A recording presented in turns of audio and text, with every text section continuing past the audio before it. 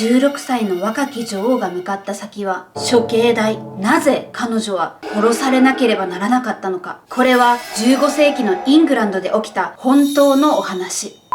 やっほー、あきわかです。今回は女王の処刑？怖すぎる絵画ということで、ちょっと衝撃的な作品をお届けします。怖すぎる絵、気になりませんか？怖いの？怖いんだったら見たくない。でも、ちょっとだけ気になる。怖いの嫌だけど、見たいこの心理。あれに似てますよね。臭いのを触った時に、嗅がなければいいのに嗅いじゃう。見てもいいことないのに、彼氏のスマホを見ちゃう。ギャーみたいな。あなたはこの動画をもう開いてしまったので、一歩踏み出しちゃいましたね。ここから先は、この絵の本当の意味を知ってしまうことになりますが、心の準備、いいでしょうか？いい？本当？ OK。では、怖すぎる絵画の扉、開いていきましょう。あ、そうそう、今回も作品からインスピレーションを受けて、私、あきわかが新しい作品を生み出していきます。最後に作品のお披露目もありますので、ぜひ最後まで楽しんでいってください。では行こう！ Let's dive in art! 絵を鑑賞しよう！まずは怖い絵画を鑑賞してみましょう。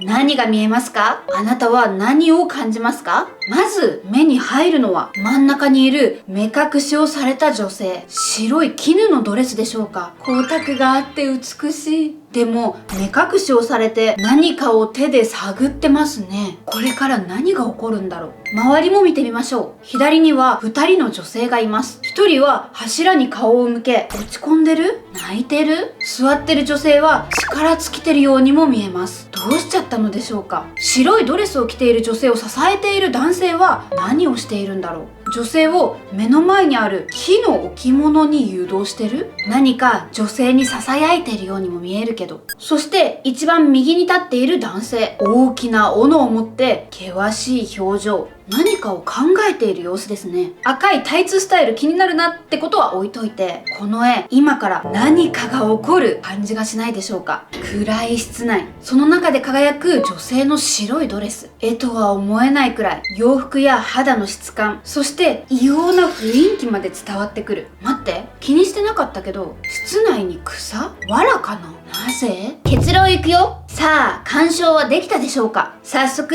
結論からいきますが、この絵は若干16歳で初のイングランド女王になったジェーン・グレイが処刑される前のシーンを描いた作品です。フランス・パリ生まれのポール・ドラローシュという画家が1833年に描きました。この絵に描かれている出来事は15世紀のイングランドで本当に起きたことで、この目隠しをされた白いドレスを着ている彼女がジェーン・グレイ。彼女はこれから首を切られるというシーンを描いたのがこの絵なのです。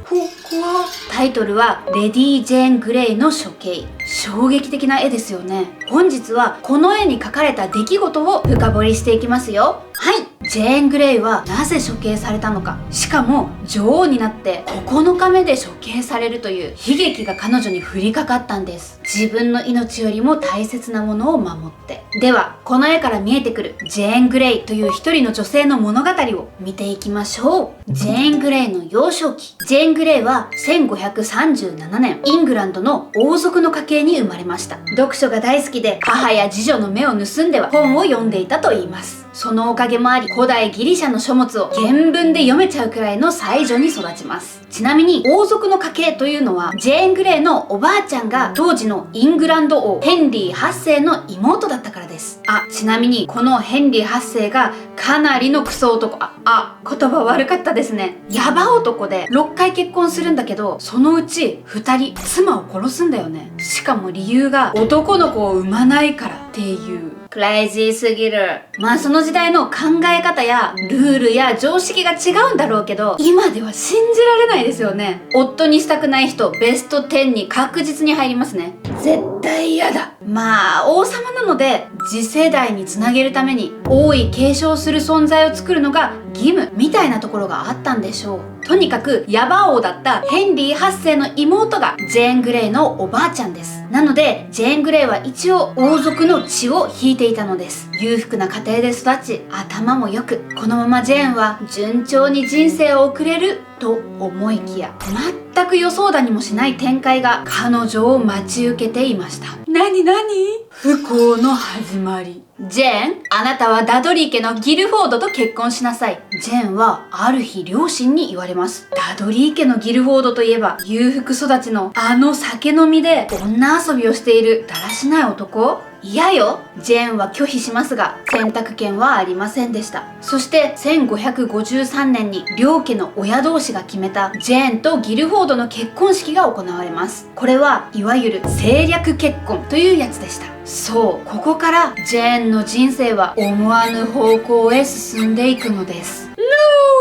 政略結婚の真実。ジェーンとギルフォードの結婚はギルフォードの父のとある策略のもと行われたものでした。ギルフォードの父、別名クソ男。間違った。ギルフォードの父、最低男。間違った。ギルフォードの父、自己中男。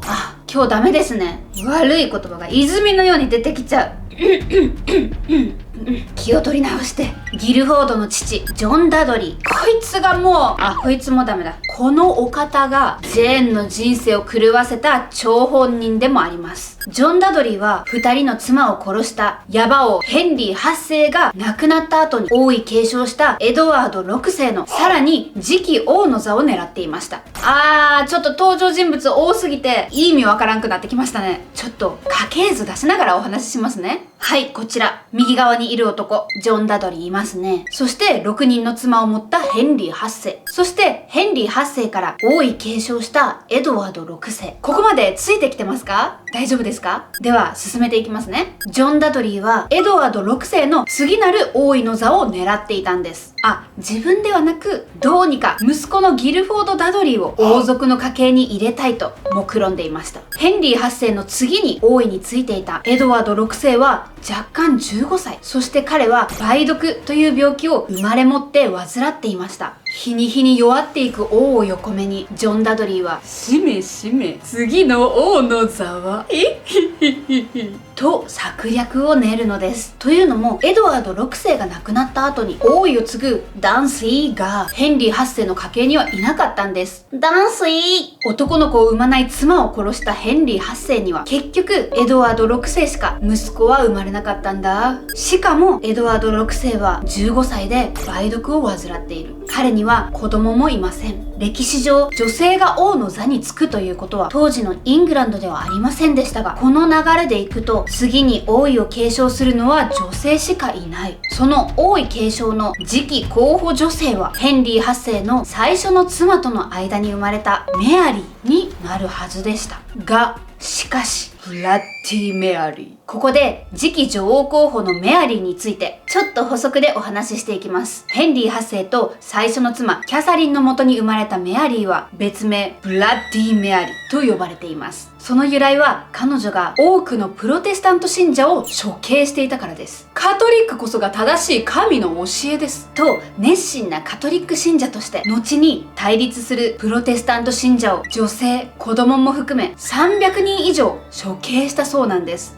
ヤバ王と呼ばせていただいたヘンリー8世より娘の方がエグいんだが、エグ女だエグ女という感じでメアリーはカトリック万歳でノープロテスタントという姿勢だったんです。ということはもしメアリーが女王になったらプロテスタント信者が排除されるのは目に見えていますよね。殺さないでくれ、メアリーを女王にするな。カトリック信者からするとメアリーが女王になることは喜ばしいことですが、対立していたプロテスタント信者は全く違いますよね。そこでジョン・ダドリーが登場します。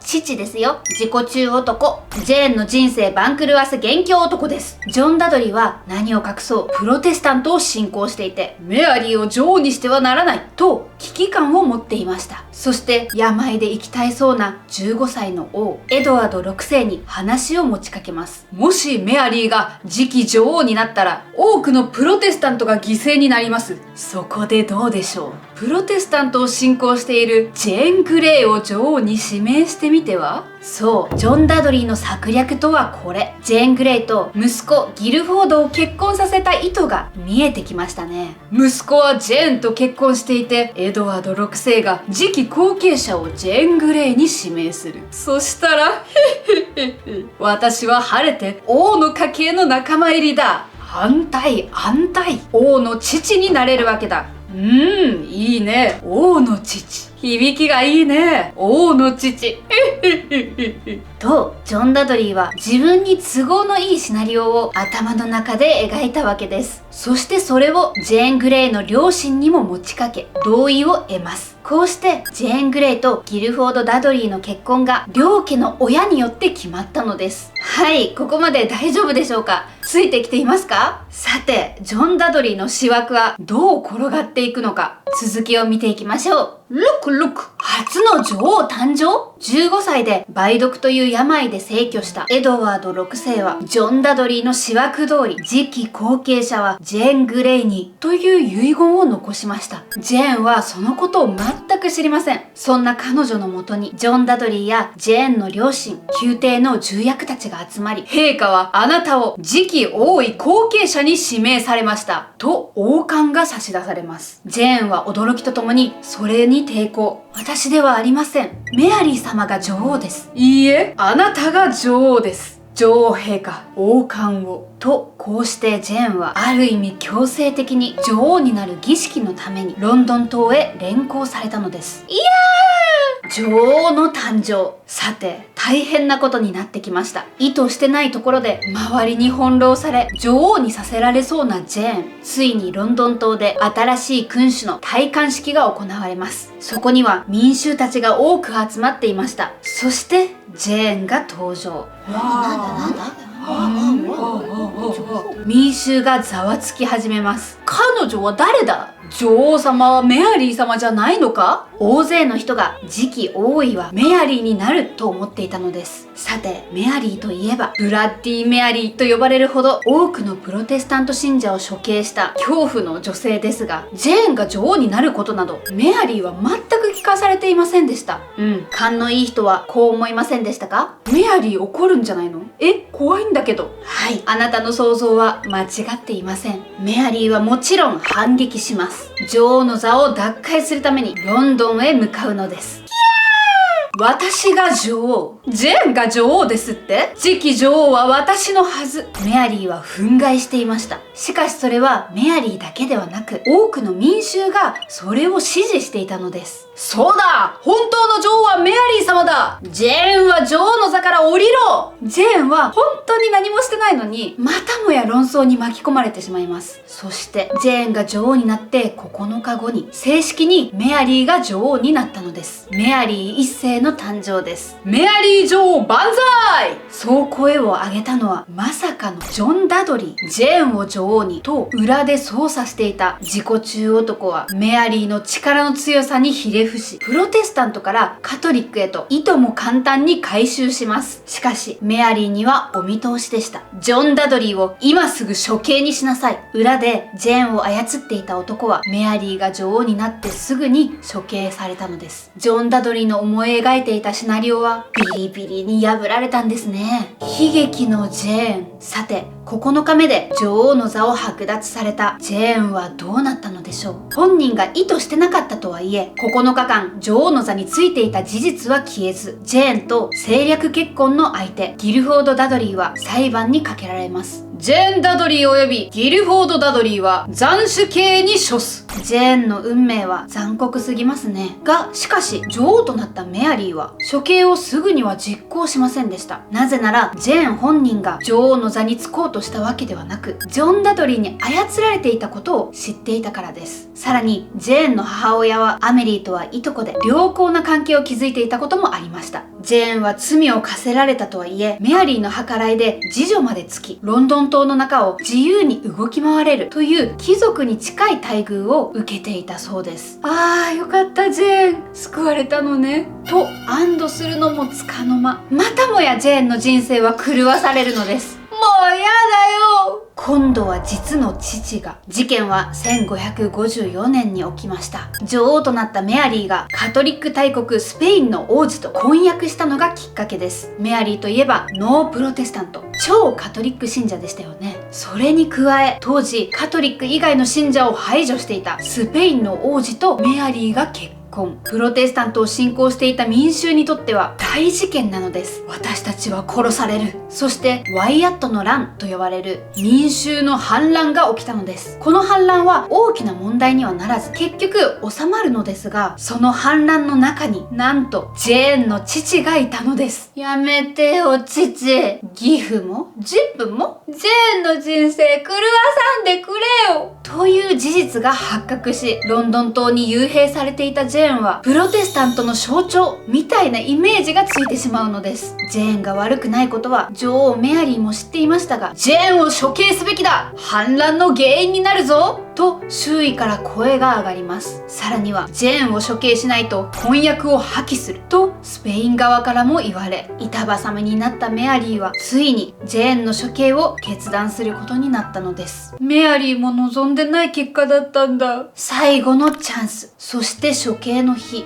直前にまだ生きるチャンスをと、メアリーはジェーンのもとへカトリックの司祭フェッケナムを送りました。もしカトリックへ改宗するのであれば命は救われますと言って、そう、この絵画のジェーンに寄り添い何か囁いているようにしているのがフェッケナムです。命が助かるかもしれない。ジェーンの一言で運命が決まる瞬間。No。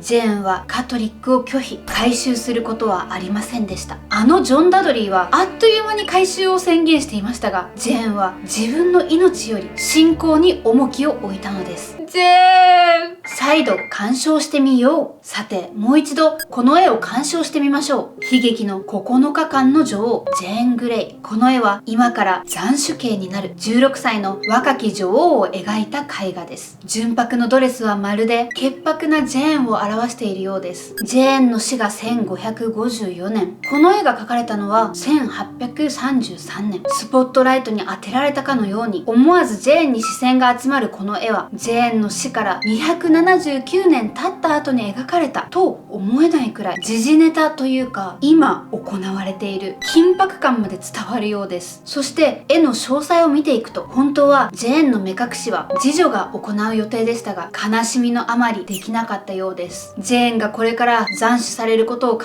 え、ジェーンの脱いだドレスとアクセサリーを抱えながら一人は失神しかけています。もう一人の次女もジェーンの顔を見ることができず背を向けています。フェッケナムも若き少女がどうにか助かる道はないかと、最後までカトリックへ改宗しないかと投げかけているようにも見えます。ジェーンは結局自分で目隠しをし、見えなくなった世界でこう聞きます。それはどこにありますか？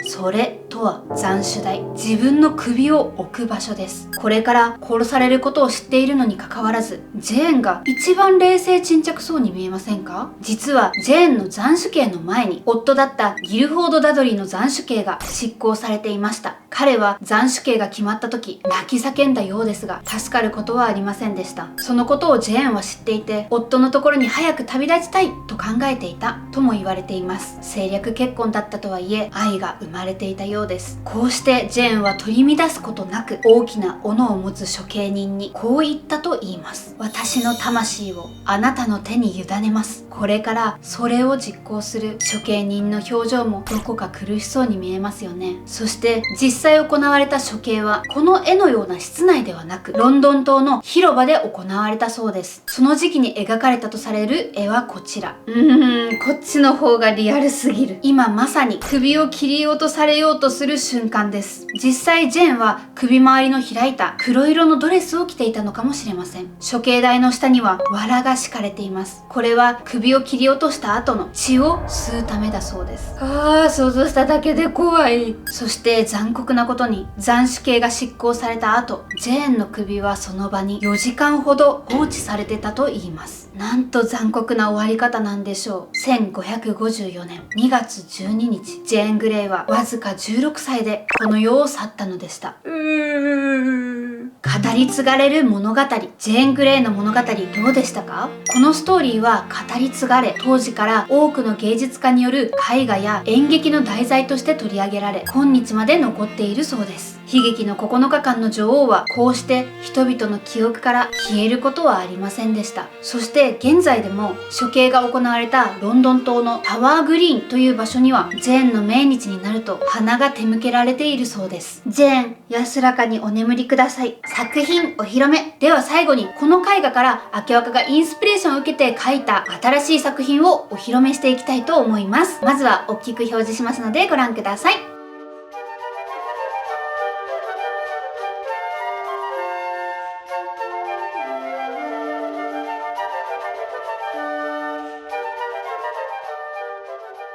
いやー、今回のジェーン・グレイのストーリー、面白いって言ったらちょっと表現が違うかもしれないんだけど、また次に語りたくなるストーリーだなって思いました。で、こういう語り継がれるストーリーって脚色も絶対入ってると思うんだけど、正直ジェーンは何も言葉を発さないうちに周りがジェーンの人生をかき乱していったって感じはありましたよね。政略結婚の時だったり、女王になる時だったり、拒否はするけど周りが用意したシナリオ通りにことが進んでいきました。だけど初めてジェーンの要望が通ったのは、残酷にも最後の自分の命と信仰を並べた時でしたよね。信仰を選ぶ、これが唯一ジェーンの思い通りにできた瞬間だったのかなって思うと、ジェーンが斬首刑の前に落ち着いてた理由につながるのかもなんて想像しました。顔や声には出さなかったけど、周りの大人たちにムカつかんかったんかなって単純に思いました。私だったらと考えながらこの絵を完成させました。私はこの絵でジェーンの感じていたこととか世界を想像して描きたいと思って、こういう感じに仕上がってます。想像にはなるんだけど、ジェーンの代弁したいなと思って、周りには冷静沈着に見えていたジェーンだけど、心の中ではどう思ってたんだろう。これから死ぬ自分と隣で嘆いている次女たち、政略結婚だったとはいえ愛が生まれた夫も処刑されている状況、しかも16歳、たった16年、その人生の中でどうしてこんなにも気品高く落ち着いていられたんだろうって、女王としての自覚が少なからずあったのか。時代も違えば環境も違うし、もちろんジェーンの性格とも違うだろうけど、正直クソ男たち、クソ大人たち中指立てたくなかったって。もしそれをジェーンができなかったのなら、代わりに明若が絵で描いて成仏する、ジェーンが来世で自分の人生を生きれますようにという願いを込めて描きました。なので今までオマージュしてきた絵とは全然違う形に完成しました。構図もね、ジェーンだけにしてジェーンだけを描くっていうことをやってみました。で、背景が黒なのはジェーンが目隠しをした状態の世界を想像してます。そしてそこには血がね、散りばめたんですけど、暗い世界の中で自分が死ぬこと分かってるから想像するんじゃないかなと思って血を散りばめました。そしてポール・ドラローシュが描いたこのレディ・ジェーン・グレイの処刑という絵は、ジェーンが白い絹かなのドレスを着てましたよね。それってこれから赤い血で染まるんだって想像までさせてくる、その凄さを私は感じました。ジェーンが処刑された当時の絵には黒い洋服だったのに、なんで白にしたんだろう。本当にスポットライト当てたみたいにそこに目がいっちゃう絵画なので、美しいジェーンに目が行くと同時に、うわ、こっから処刑されるんだ、赤で染められるんだって思うとめちゃくちゃ怖い絵だなっては思って、その絵のストーリーを知っても怖いし、そこから想像しちゃう、この先を想像しちゃう絵だから怖いなって思いました。で、このやっぱ白いのが私はすごいって思ったので、そこをまたオマージュさせてもらって、ジェーンが目隠しをされた状態の黒い世界に白く目立つジェーンを抽象的に描いてます。これが今から赤く染まるけど、ファックでしょってそんなことジェーンは絶対しない人だと思うんだけど、ジェーンに中指を立たせました。そしてそれをね、あんまりはっきり出すのも良くないと思ったんで、なんか化学薬品的なスライムみたいな色の黄緑をその指の上に乗せてごまかしましたけど、この緑の下にはファックが入ってます。はい、そんな感じで、今回のストーリーは私は周りの大人にすっごくムカつきましたね。だから今回のこの動画のテーマは、誰かに利用される人生はごめんっていう感じで作ったんですよ。なのでジェーンの周りには言葉も書いていて、 I don't live your life, I live my life っていう言葉を書いて、誰かの人生を生きるわけじゃなくて、自分の人生を生きるみたいな、そういうメッセージを込めた絵に完成しました。はい、ということで今回はここまでにします。ぜひ動画の感想などコメント欄に書いてください。今日も最後まで見てくれたあなたにありがとう。 Thank you。 감사합니다。 terima kasih。 gracias。 シェイシェイ。この動画が少しでも面白かったと思ってくれたら、高評価を高速で押しつつ、チャンネル登録はそうだな、カレーに舞いながら押してください。では次の名画をオマージュで会いましょう。またねー。てりまかし、手巻き寿司。あ、そうそう、このチャンネルではライブ配信とかもしてるので、ぜひチャンネル登録とともにベルマークを押して通知も受け取ってください。ライブ配信ではその場で絵を描くことをやってますので、ぜひコミュニケーションもね取れますので、ぜひライブ配信でもお待ちしてます。またね、バイバーイ。このチャンネルはアートをもっと楽しく身近にをテーマに作っています。様々な文献を参考に動画を作ってはいますが、いろんな説や解釈があるので、全てが真実というわけではないです。厳密な交渉は行っておりませんので、ご理解のほどよろしくお願いします。ではまた次の動画でお会いしましょう。またねー。他の動画も見てねー。